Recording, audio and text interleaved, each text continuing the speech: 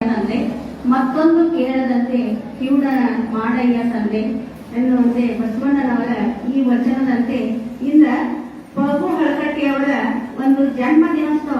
ಇನ್ನೀಗೆಲ್ಲ ಮಕ್ಕಳೆಲ್ಲ ನೀವು ಹೇಳಿದ್ರಲ್ಲ, ಅಂತ ಒಂದು ಮಹಾತ್ಮರ ಜನ್ಮ ದಿನೋತ್ಸವವನ್ನು ನಾವಿವತ್ತ ನಿಮ್ಮ ಒಂದು ಶಾಲೆಯಲ್ಲಿ ಆಚರಿಸಿದ್ದಕ್ಕೆ ಬಂದದ್ದು ಬಹಳ ಸಾರ್ಥಕ ಹೇಳಿ ನಾನು ಬಹಳ ಹೆಮ್ಮೆಯಾಗಿ ಖುಷಿಯಾಗಿ ಸಂತೋಷದಿಂದ ಮೊದಲು ನಿಮ್ಮ ಶಾಲೆಯ ಮುಖ್ಯಾಧ್ಯಾಪಕರಾದಂತ ಶ್ರೀ ಜೋಶಿ ಮೇಡಮ್ ಅವರಿಗೂ ಹಾಗೂ ಸಾಗರ್ ಸರ್ ಅವರಿಗೂ ಮೊದಲು ಅವರಿಗೆ ಶರಣಾರ್ಥಿಗಳನ್ನು ಸಮರ್ಪಿಸುತ್ತಾ,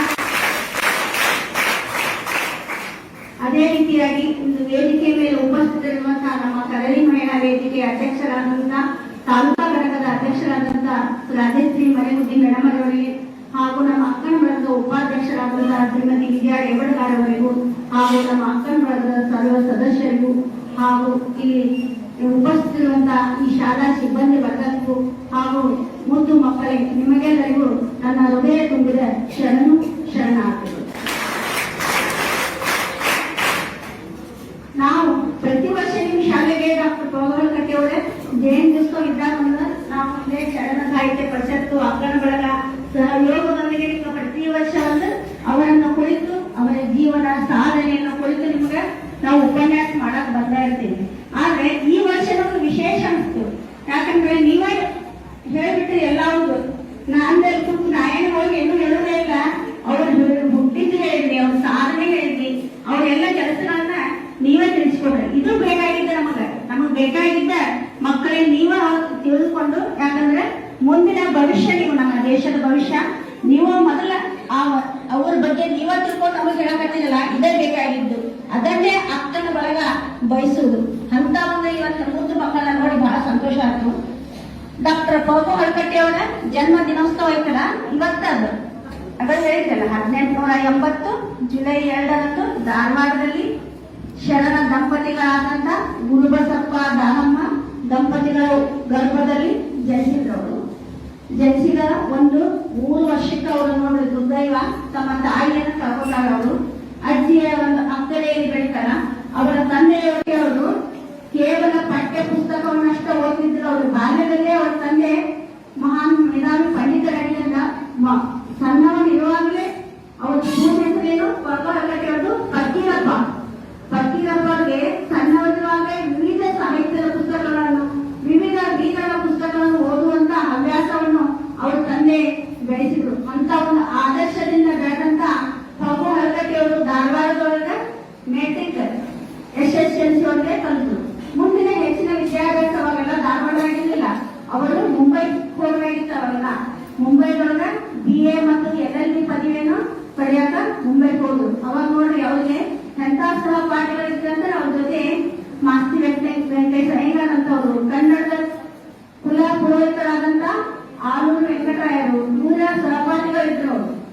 ಅವ್ರಿಗೆ ಇನ್ನೊಂದಂದ್ರೆ ನಿಮ್ಮಂತವ್ರಿಗೆ ಶಾಲೆ ಕಲಿಯುವಾಗ ಅವ್ರಿಗೆ ಶಾಲೆಯ ಒಬ್ಬ ಶಿಕ್ಷಕರು ಅವರಿಗೆ ಮನಸ್ಸಿಗೆ ನೋವಾಗೂ ಮಾತಾಡಿದ್ರು. ವೀರಶೈವ ಲಿಂಗಾಯತರಲ್ಲಿ ಹೇಳಿಕೊಳ್ಳುವಂತ ಸಾಹಿತ್ಯನೂ ಇಲ್ಲ ಮತ್ತು ಅಂತ ಹೇಳಿಕೊಳ್ಳುವಂತ ವ್ಯಕ್ತಿಗಳೂ ಇಲ್ಲ ಅಂತ ಹೇಳಿ ಮಾತಾಡಿದ್ರು. ಅವ್ರ ಮನಸ್ಸಿನಾಗ ಅದ್ಭುತ ಯಾವಾಗಲೂ ನೋವಾಗ್ತಿತ್ತಂತ. ಮತ್ತೆ ಅದರಿಂದ ಅವರು ಬೊಂಬೈ ಪ್ರಾಂತ್ಯ ಕಲಿಯಾಕ ಹೋದರೆ ಅಲ್ಲಿ ಮುಂಬೈ ನೋಡಿ ಮರಾಠಿ ಭಾಷೆಯನ್ನು ಬಿಟ್ಟು ಯಾವ ಭಾಷೆಯನ್ನು ಮಾತಾಡ್ತಿದ್ದಿಲ್ಲ. ಅದ ನಮ್ಮ ಕರ್ನಾಟಕದವ್ರು ನೋಡಿದ್ರಲ್ಲ ಪ್ರಭಾಕರ್ ಎಲ್ಲ ಭಾಷೆ. ನಾವಂತೂ ಇನ್ನೊಬ್ಬ ಭಾಷೆ ಯಾಕಂದ್ರೆ ಒಂದಿಷ್ಟು ಬರೀ ಜಾಗ ಬೆಳೆದಿಲ್ಲ, ನಮ್ಮ ಭಾಷೆ ಮರೆಸ್ಬಿಡ್ತೀವಿ ನಾವು, ಆ ಭಾಷೆಯನ್ನು ಮಾತಾಡ್ತೀವಿ. ಈ ರೀತಿಯಾಗಿ ನಮ್ಮಲ್ಲಿ ಭಾಷೆ ಅಭಿಮಾನ ಇರೋದನ್ನು ಅವ್ರಿಗೆ ನೋವಾಗಿತ್ತು. ಮುಂದೆ ಅವ್ರಿಗೆ ಎಲ್ಲರಿಗೂ ಮುಗಿಸಿ ಬಂದ ಮೇಲೆ ಸೋದರಮ್ಮ ಅವರ ಮಗಳಾದಂತ ಭಾಗೀರಥಿ ಅವರು ಬನಟ್ಟಿಗೆ ಚಿಕ್ಕೋಡಿ ತಮ್ಮನಪ್ಪ ಅವರು ಕನ್ನಡದ ಅಭಿಮಾನಿಗಳು. ಕನ್ನಡದ ಕಾಡು ಹೊರಗಡೆ ಬನಟ್ಟಿಗೆ ಹೋದ್ರೆ ಅಂದ್ರೆ ಅವ್ರ ಮೂರ್ತಿ ನೋಡಕ್ ಸಿಗ್ತದೆ. ಅಷ್ಟು ಅಭಿಮಾನ ಅವ್ರ ಕನ್ನಡವನ್ನು ಬೆಳೆಸಿದಂತ ಅವರ ಮಗಳಾದಂತ ಭಾಗೀರಥಿಯನ್ನ ಮರಿವಾಗ್ತಾರ. ಮರಿಬೇಡ ಅವ್ರಿಂದ ಒಮ್ಮೆ ಗೆಲ್ಕೋದು ಬಂದಾಗ ಬನಟ್ಟಿಗೆ ಹೋದಾಗ, ಮಾವನ ಮನೆಗೆ ಹೋದಾಗ ಅವರ ಗೆಳೆಯರಾದಂತ ಅಲ್ಲಿ ಬನಟ್ಟೆಲ್ಲ ಹಾಲ್ ಬಾಗಿ ಅಂತಾರೆ. ಅವ್ರ ಮನೆಗೆ ಔತಣ ಊಟ ಕಟ್ಟಾಗ ಪ್ರಭುಲಿಂಗ ಲೀಲೆ, ಆಮೇಲೆ ರಕ್ತ ಭಾಷಾ ಮಾಲಾ ಅನ್ನುವಂತ ಒಂದು ಗ್ರಂಥಗಳನ್ನು ಅವ್ರಿಗೆ ಕೊಡ್ತಾರೆ ಅವರು ಗೆಳೆಯ. ಅದಲ್ಲದೆ ಇನ್ನೊಮ್ಮೆ ಮಂಚಾಲಯ ಮನೆಗೆ ಹೋದಾಗ ಅವರು ವಚನ ಸಾಹಿತ್ಯದ ಒಂದು ತಾಡೋಲೆಯನ್ನು ನೋಡ್ತಾರೆ. ಅವನ್ನೆಲ್ಲ ನೋಡಿದಾಗ ಅವ್ರಿಗೆ ಅವನ್ನೆಲ್ಲ ಓದ್ತಾರ. ಅದ್ರೊಳಗೆ ಎಂತ ಸಾಹಿತ್ಯ ಇದಾರ ಅವಾಗ ಅವ್ರಿಗೆ ಅದರ ಅವಾಗಿನ ಅವ್ರ ಮನಸ್ಸಿನ ಕೊಡಕ್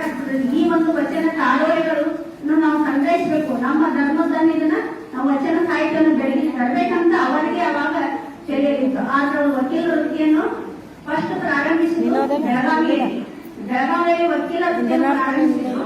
ಅಲ್ಲಿ ಒಂದು ಹವಾಮಾನದ ಅನಾನುಕೂಲತೆಯಿಂದ ಮತ್ತು ಬಿಜಾಪುರ ಬರಗಾಲದ ಒಂದು ನಾಡು, ನಿನ್ನ ಅವಶ್ಯಕತೆ ಅಲ್ಲೇ ಐತಿ ಬಾರಪ್ಪ ಅಂತೇಳಿ ಅವ್ರ ಮಾವ ಹೇಳಿದಾಗ ಬಿಜಾಪುರದಲ್ಲಿ 1904ರಲ್ಲಿ ಅವರು ವಕೀಲ ವೃತ್ತಿಯನ್ನು ಪ್ರಾರಂಭಿಸ್ತಾರೆ ಬಿಜಾಪುರದೊಳಗ.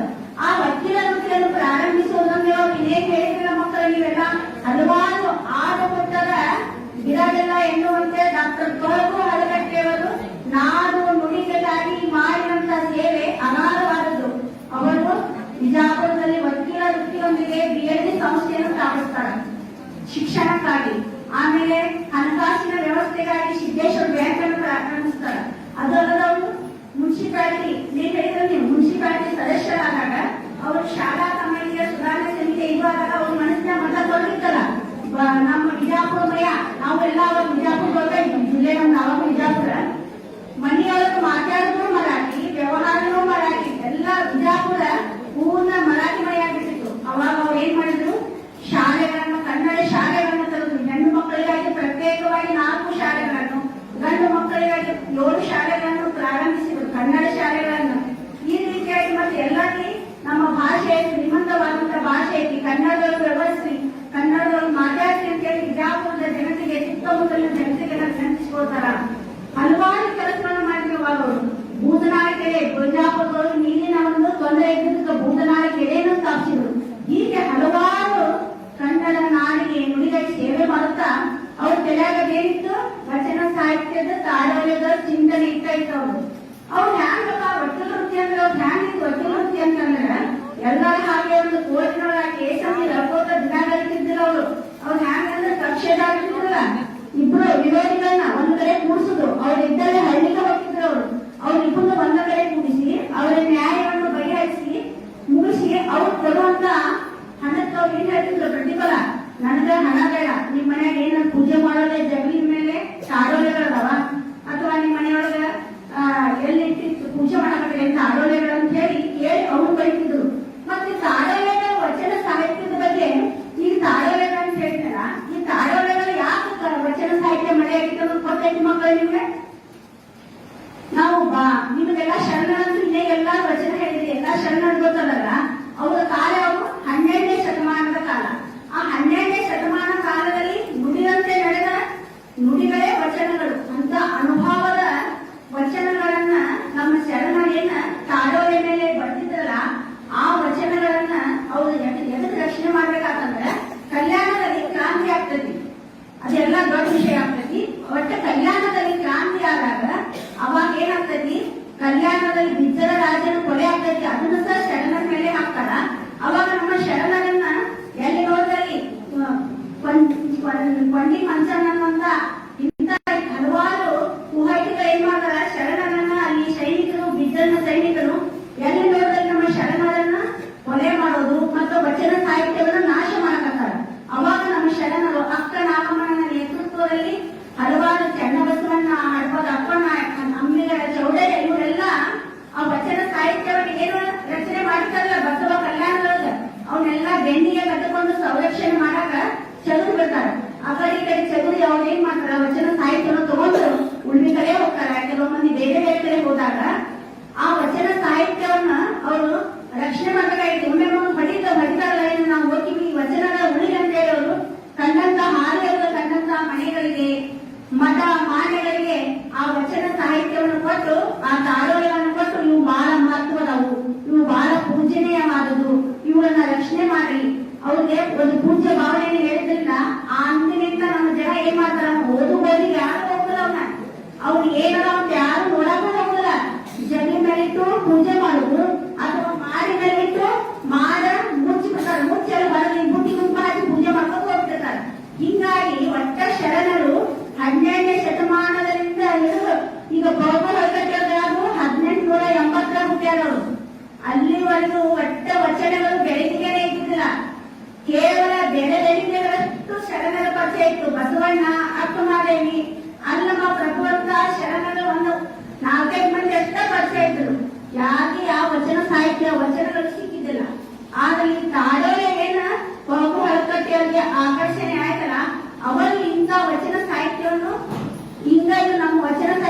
ಮುಂಚೆನೆ ಹಾಕೋತ ಎಲ್ಲೇ ಮರಿ ಆಗಿದ್ದಾರೆ ಅದನ್ನ ಹೊರಗೆ ತರಬೇಕಂತ ಹೇಳಿ ಆ ಒಂದು ಕಾರ್ಯದಲ್ಲಿ ಅವರು ವಕೀಲ ವೃತ್ತಿಯನ್ನು ಮಾಡುವಾಗ ಎಲ್ಲಿ ಊರಿಗೆ ಯಾವ ಊರಿಗೆ ಹೋಗ್ತಾರೆ ಅಲ್ಲಿ ವಜ್ರಂತ ಆಡಳಿತಗಳ ನಿಮ್ಮ ಮನ್ಯಾಗ ನೀವೆಲ್ಲಿ ಪೂಜೆ ಮಾಡ್ತಿದ್ರು ಅವ್ರು ನಿಮ್ಮ ವಿದ್ಯಾರ್ಥಿಗಳು ಆಯ್ತಾಗ ಅವ್ರಿಗೊಂದು ಏನಿರ್ತೈತೆ ಅಂದ್ರೆ ಪಾಪು ಹಲ್ಕಕ್ಕೆ ಅವ್ರಿಗೆ ಬಿಡಿ ಟಿಪ್ಪಣಿ ಮಾಡುವಂತ ಒಂದು ಹವ್ಯಾಸ ಬೆಳೆಸ್ಕೊಂಡಿರ್ತಾರೆ ಅವರು.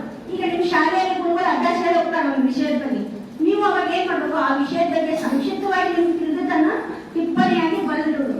ಆ ಒಂದು ಹವ್ಯಾಸ ಪಾಪು ಹಲ್ಕಕ್ಕೆ ಅವ್ರಿಗೆ ನಿಮಗೆ ವಿದ್ಯಾರ್ಥಿ ಆದಾಗ ಇದ್ದದನ್ನ ಅವ್ರು ಅವಾಗ ತಾಡೋಲೆಗಳನ್ನು ಪರಿಷ್ಕರಿಸಿ ಟಿಪ್ಪಣಿ ಮಾಡ್ಕೋತ ಹೋಗ್ತಾರೆ. ಎಷ್ಟೋ ಅಷ್ಟು ಪೇಜ್ ಎಲ್ಲ ಸಂಗ್ರಹಣ ಮಾಡ್ತಾರೆ, ಅದನ್ನ ಪ್ರಕಟಣೆ ಮಾಡ್ಬೇಕಲ್ಲ. ಅವಾಗ ಅವ್ರಿಗೆ ಬೆಳಗಾಂ ಕಳಿಸ್ತಾರೆ. ಅವಾಗ ಬೆಳಗಾಂ ಕಳಿಸಿ ಅದನ್ನ ವಚನ ಶಾಸ್ತ್ರ ಅಂತೇಳಿ ಒಂದು ಗ್ರಂಥವನ್ನ ಬಿಡುಗಡೆ ಮಾಡ್ತಾರೆ.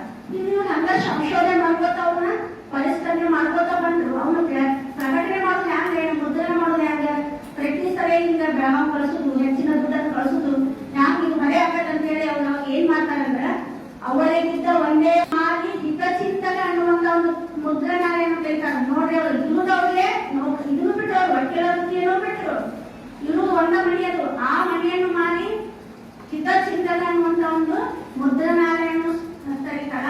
ಅಲ್ಲಿ ಏನ್ ಮಾಡ್ಬೋದು ಹೋಗ್ತಾರ, ಶಿವಾನುಭವ ಪತ್ರಿಕೆ ಅನ್ನುವಂತ ಪತ್ರಿಕೆ ಕರೀತಾರ. ಆ ಪತ್ರಿಕೆ ಒಳಗ